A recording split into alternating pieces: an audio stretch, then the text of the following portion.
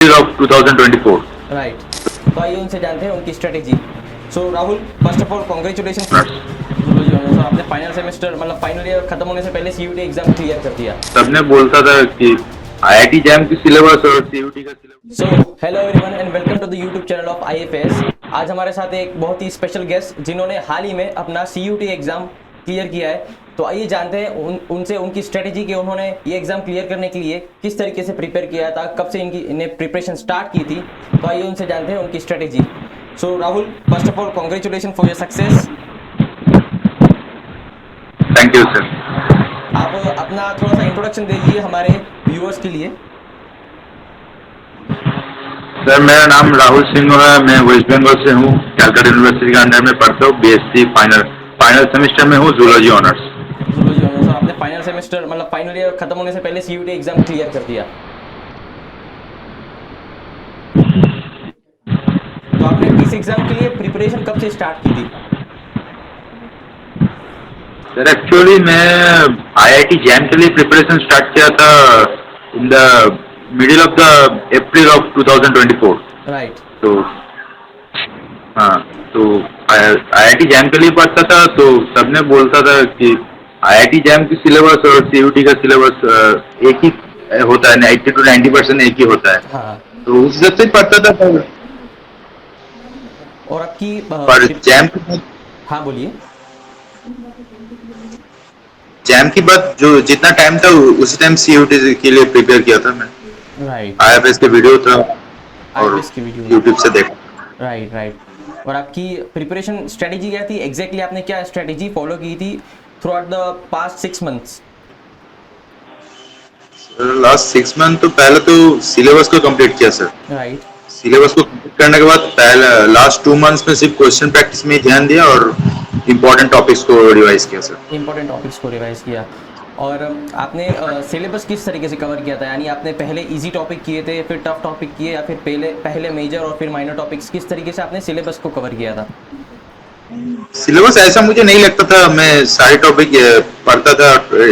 Easy hard उस बारे में कुछ नहीं सोचता। Right right right. और आपने आपकी रिवीजन स्ट्रेटेजी क्या रही थी इस एग्जाम के दौरान? रिवीजन स्ट्रेटेजी जैसे कि एग्जाम के 6-7 महीने पहले जब नोट्स बनाए थे एक एक टॉपिक के बारे में, तो रिवीजन के टाइम में एग्जाम के एक हफ्ते की 14 दिन पहले उस नोट्स को फिर से रिवाइज करती थी।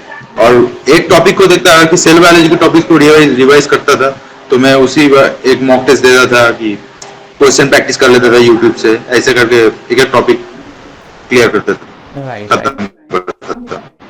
और जब आपने ये एग्जाम देने के बारे में सोचा था और आपने जब इसकी प्रिपरेशन स्टार्ट की थी, तो आप कितना कॉन्फिडेंट थे कि आप ये एग्जाम क्वालिफाई कर लेंगे? कॉन्फिडेंट नहीं था, बस प्रैक्टिस करते गया। कॉन्फिडेंट के बारे में नहीं सोचा, कॉन्फिडेंट नहीं था। राइट। क्योंकि मैंने पहले क्वेश्चन नहीं बनता था मुझसे, पहले मैं क्वेश्चन नहीं बनता था मुझसे। राइट। और पीवाईक्यूज आपने किस तरीके से लगाए थे इसकी एग्जाम में? पीवाईक्यूज का क्या रोल है प्रीवियस ईयर क्वेश्चंस का? प्रीवियस ईयर क्वेश्चन का तो बहुत रोल है सर। प्रीवियस ईयर क्वेश्चन नहीं देखोगे तो एग्जाम में कुछ पता ही नहीं चलेगा आपको। ऐसे मतलब मैं मानता हूँ, तो पीवाई को तो बहुत फॉलो किया मैंने, और ज्यादा से ज्यादा क्वेश्चन प्रैक्टिस है। Right right. और आपने कॉलेज के दौरान ये एग्ज़ाम क्वालिफाई किया है, तो आपने जो डिस्ट्रैक्शंस होते हैं, जो ऑब्स्टेकल्स आते हैं, डिस्ट्रैक्शंस को ओवरकम करने के लिए आपने क्या किया था? सर सोशल मीडिया से थोड़ा दूर सर। सोशल मीडिया से दूर, बस थोड़ा बहुत पढ़ाई में ध्यान सर, कुछ। Right right right right. और आपको क्या लगता है कि आपने इसकी प्रिपरेशन जब स्टार्ट की थी और आपको अभी आपका रिजल्ट आया है, इसके बीच में ऐसी कौन सी गलतियां थी जो आप सोचते हैं कि वो गलतियां आप नहीं करते तो और बेटर होता? सर जैसे कि मेरा स्कोर है कुछ, मैं इस स्कोर से सेटिस्फाइड नहीं हूँ सर। थोड़ा और भी ज्यादा तो अच्छे होते। तो मैं बहुत देखा कि मैंने बहुत सीरियस मिस्टेक कर दिया। तो मेरा जो मेजर प्रॉब्लम मैंने ये देखा कि मैं टाइम मैनेजमेंट नहीं कर पाया। मेरे एग्जाम से पहले वो ध्यान देना बहुत जरूरी था सर। ये मैं अभी सोच रहा हूँ, ये महसूस कर रहा हूँ। थोड़ा टाइम मैनेजमेंट बहुत इंपॉर्टेंट है सर एग्जाम के साथ साथ। टाइम मैनेजमेंट नहीं हो कि पाया। जैम जो 3 घंटे हो जाता है कि, पर सीयूईटी में क्वेश्चन लोग बोलते हैं बहुत बहुत जैम गेट के तुलना में इजी आते हैं, पर ऐसा कुछ नहीं है। हाँ, टाइम भी कम मिलता है, तो टाइम मैनेजमेंट क्वेश्चन प्रैक्टिस के साथ बहुत इंपॉर्टेंट है। अभी मैं सबको बोलूंगा ऐसे। Right right. टाइम मैनेजमेंट बहुत टाइम इंपॉर्टेंट है। मैनेजमेंट। और एग्जाम के दिन आपका माइंडसेट किस तरीके से था? जिस दिन आपका एग्जाम था उस दिन आप स्ट्रेस्ड थे या फिर रिलैक्स थे? उसके बारे में कुछ बताएं। एग्जाम के दिन रिलैक्स्ड, रिलैक्स एग्जाम थे। के दिन रिलैक्स्ड, एग्जाम के दिन कुछ नहीं पढ़ा। हाँ, एग्जाम के पहले दिन मैं क्वेश्चन प्रैक्टिस भी नहीं किया, फिर 2-4 टॉपिक बस, 2-4 नहीं, जितना टाइम था उस टाइम में रिवाइज ही करता था, जितने इंपॉर्टेंट टॉपिक है, एक्सेल है, बायोकेमिस्ट्री एक्सेट्रा। ओके। और अपनी प्रिपरेशन के दौरान आपको कहीं भी किसी भी पॉइंट पे ऐसा लगा कि यार ये मुझसे नहीं हो पाएगा?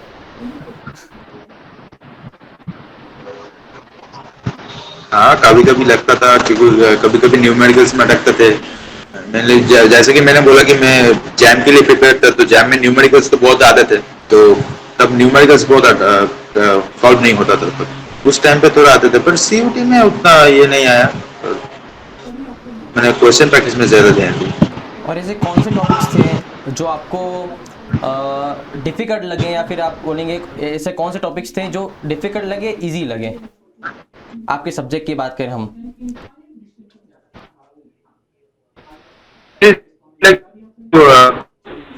एक का टिपिकल लगता है ऐसे स्टैटिस्टिक्स, पर अगर मैं बात करी से नहीं गया था, बट मैं क्वेश्चन आईएफएस के यूट्यूब से, तो राइट। जितना क्वेश्चन देखा उसके हिसाब से प्रिपरेशन लेकर गया था। मुझे बात स्टडीज से अगर पढ़ जाओ तो हो सकता है, अगर लोग सोचते हैं कि बात स्टडीज बहुत हार्ड है, पर अगर पढ़ती जाओगे तो इजी हो जाता है, like cell biology etcetera. Right right right. और जाते जाते आप जो दूसरे एस्पायरेंट्स हैं उनको ऐसी कौन सी एडवाइस देना चाहेंगे जो उनके लिए हेल्पफुल हो उनकी प्रिपरेशन जर्नी में? सर, मैं एक ही बात बोलूंगा कि अभी नेक्स्ट सीयूटी पीजी तो 1 साल बाद ही होगा, तो राइट। जो लोग बच्चे अभी से स्टार्ट करने की शुरू करते हैं, तो मैं उसके लिए एक ही बात बोलूंगा कि अभी टाइम, रोज अगर 1 घंटे की पढ़ोगे तो काफी है सर। ओके। फिर जाते 1 घंटा अगर पढ़ते इस सीयूटी पीजी के लिए पढ़ोगे, 1 घंटा से तुम ऑटोमेटिकली टाइम ही तुम्हारा ऑटोमेटिक हो ही जाएगा। ओके। फिर अभी के लिए आधा घंटा की 1 घंटा इसके लिए काफी है। Right right right. तो okay Rahul, congratulation again for your success. इसी तरह से आप पढ़ते रहिए और आगे बढ़ते रहिए। Thank you sir. Okay, thank you. Bye. Thank you sir. Bye sir.